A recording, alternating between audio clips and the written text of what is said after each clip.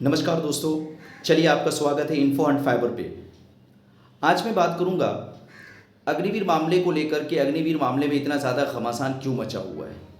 आप सभी लोग जानते हैं कि जब 1 जुलाई को नेता विपक्ष राहुल गांधी जी भाषण दे रहे थे तो उन्होंने बहुत सारे मुद्दों को उठाया था और उसमें एक अहम मुद्दा जो था वो अग्निवीर का मुद्दा था, जिस पर अब घमासान छिड़ा हुआ है। संसद सत्र समाप्त हो चुका है, लेकिन संसद सत्र समाप्त होने के बाद भी ये घमासान संसद के बाहर भी छिड़ा हुआ है, तो उसी पर मैं चर्चा करूंगा। अगर वीडियो आपको अच्छी लगे तो सब्सक्राइब कर लीजिएगा, बेल आइकन प्रेस कर लीजिएगा। मेरे द्वारा दी गई हर न्यूज़, हर इन्फॉर्मेशन आप तक पहुंचती रहेगी। तो चलिए शुरू करते हैं।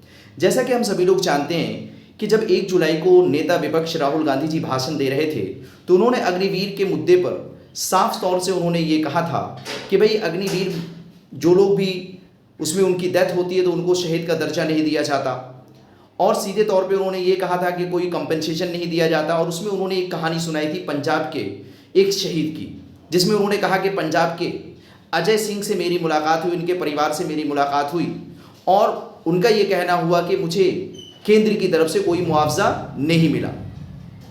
ये बात कही उन्होंने। और इसी पर माननीय राजनाथ सिंह जी जो रक्षा मंत्री है उनको गुस्सा भी आया। गुस्से में तेवर में उन्होंने कहा कि संसद के अंदर गलत बयानी से काम ना लिया जाए, यानी अग्निवीर को जो है एक करोड़ का जो है ना क्या दिया जाता है, मुआवजा दिया जाता है। अब इसकी सच्चाई क्या है? अब इसके पीछे हमें समझना ये है कि भाई सच किसकी तरफ से कहा गया है। क्या राहुल गांधी जी ने सच कहा? क्या राजनाथ सिंह जी ने सच कहा? तो सच्चाई अगर आप देखेंगे, अग्निवीर योजना को अगर आप वेबसाइट पर जाकर देखेंगे तो अग्निवीर योजना को 3 कैटेगरी में बांटा गया है, एक्स, वाई, जेड। और इन तीनों कैटेगरी के लिए ये बात कही गई है कि तीनों कैटेगरी में जो लोग होंगे उनके लिए 48 लाख रुपए का क्या किया जाएगा, बीमा किया जाएगा। यानी एक्स कैटेगरी में क्या है कि अगर कोई अग्निवीर जो है ड्यूटी पर नहीं है, उनकी घर पे मौत होती है, डेथ होती है, तो उनको 48 लाख रुपए का क्या कर दिया जाएगा, जो कंपनी का बीमा होगा वो मुआवजा के रूप में उन्हें दिया जाएगा। और अगर वाई ग्रुप की बात करें, वाई ग्रुप में वो लोग होंगे जो कि ड्यूटी पर तो हों लेकिन लड़ाई में ना मरे हों, बल्कि उनकी जो डेथ हुई हो वो किसी कैजुअलिटी की वजह से हो सकता है, एक्सीडेंट की वजह से या और भी कोई कैजुअलिटी हो जाए उसकी वजह से उसकी डेथ हुई हो, तो उनको भी 48 लाख का जो बीमा है वो दे दिया जाएगा। लेकिन जेड ग्रुप में जो लोग होंगे वो लोग होंगे जो कि ड्यूटी पर भी हों और ड्यूटी में लड़ाई लड़ते समय उनकी क्या हुई हो, डेथ हुई हो, तो उनको 48 लाख रुपए का बीमा वाली जो राशि है वो दी जाएगी और 44 लाख रुपए जो है वो केंद्र की तरफ से दिया जाएगा। यानी कुल मिलाकर जो 92-94 लाख रुपए हैं, यानी 1 करोड़ के आसपास ये उनको दिया जाएगा, जिसको माननीय राजनाथ सिंह जी ने साफ ये कहा कि 1 करोड़ रुपए कंपनसेशन के रूप में दिया जाता है। तो खैर ये सियासत है, सियासत में है ना पक्ष और विपक्ष के बीच जो है वो लगातार है ना संवादों में एक दूसरे पर हमले होते रहते हैं। लेकिन सच्चाई क्या है? जब ये सत्र समाप्त हुआ और सत्र समाप्त होने के बाद भी इस पर घमासान मचा हुआ, और इस पर घमासान इसलिए भी मचा हुआ है कि राहुल गांधी जी ने जो है उस परिवार की वीडियो उन्होंने जारी की, यानी अजय सिंह की वीडियो जारी की, जिसमें उनके पिताजी ये कह रहे हैं कि हमें केंद्र की तरफ से मुआवजा नहीं मिला, बल्कि पंजाब सरकार की तरफ से जो कुछ भी मिलना था वो उनकी तरफ से मिला है। तो अब इन बातों में विरोधाभास दिख रहा है कि भाई राजनाथ सिंह जी सच कह रहे हैं या फिर राहुल गांधी जी सच कह रहे हैं या जो परिवार है वो सच कह रहा है, कौन सच कह रहा है, ये विरोधाभास वाली बात आ गई। हालांकि जब लोकसभा में राहुल गांधी जी भाषण दे रहे थे तो उन्होंने भाषण के दौरान ये कहा था कि भाई कुछ बातें हमने कही, कुछ राजनाथ सिंह जी ने कही, अपनी अपनी बातें हैं दोनों की, लेकिन सच्चाई क्या है ये अग्निवीरों को पता है। और इसी बात को साबित करने के लिए राहुल गांधी जी ने वो वीडियो भी जारी किया, ठीक है। और दूसरी तरफ आप अगर देखेंगे तो आर्मी भी मैदान में कूद चुकी है।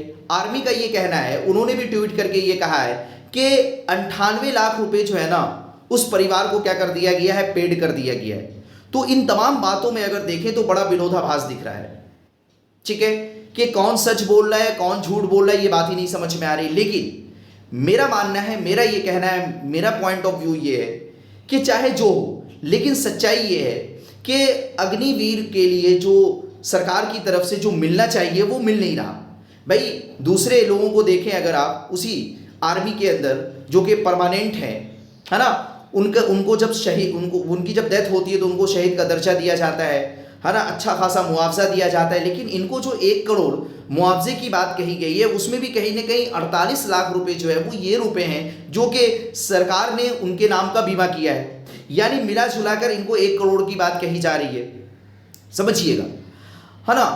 अब देखिए दूसरी तरफ ये भी है कि जब ये राहुल गांधी जी इस पर भाषण दे रहे थे तो इसमें बीच में जो है वो अमित शाह जी जो कि गृह मंत्री जी है वो भी खड़े होकर उन्होंने भी ये कहा था कि भाई राहुल गांधी को जो है ना अपनी बातों का क्या करना चाहिए, सत्यापन करना चाहिए, है ना। अगर वो सच नहीं होता है तो सदन से, अग्निवीरों से और देश से क्या करनी चाहिए, माफ़ी मांगनी चाहिए। अमित शाह जी ने ऐसी बातें भी कही थी।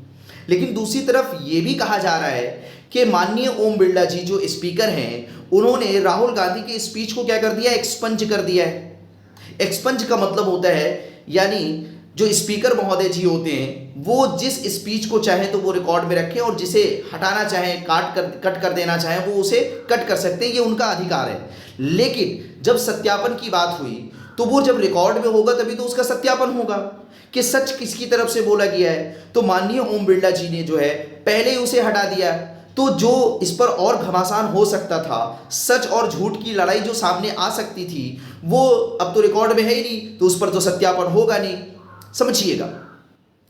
तो कहने का मतलब मेरा ये है कि शब्दों से एक दूसरे पर वार तो किए जा रहे हैं, सभी जो है ना अपनी सियासत कर रहे हैं, लेकिन है ना मैं ये गुजारिश करना चाहूँगा, मैं खुद भी सरकार से ये गुजारिश करूँगा कि भाई अग्निवीर को जो है वो ज़्यादा से ज़्यादा जिस तरह से, है ना, जो दूसरे अन्य लोग हैं उनको जिस तरह से सहायता राशि दी जाती है उस तरह से अग्निवीर लोगों को भी सहायता राशि दी जानी चाहिए, ठीक है। इसी बात के साथ मैं आप लोगों से क्या करूँगा, अलविदा चाहूँगा।